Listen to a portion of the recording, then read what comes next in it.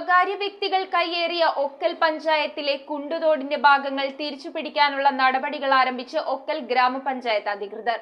കനത്ത മഴയിൽ കുണ്ടുതോട് കരകവിഞ്ഞൊഴുകിയതിനെ തുടർന്ന് സമീപത്തെ വീടുകളിൽ വെള്ളം കയറിയിരുന്നു.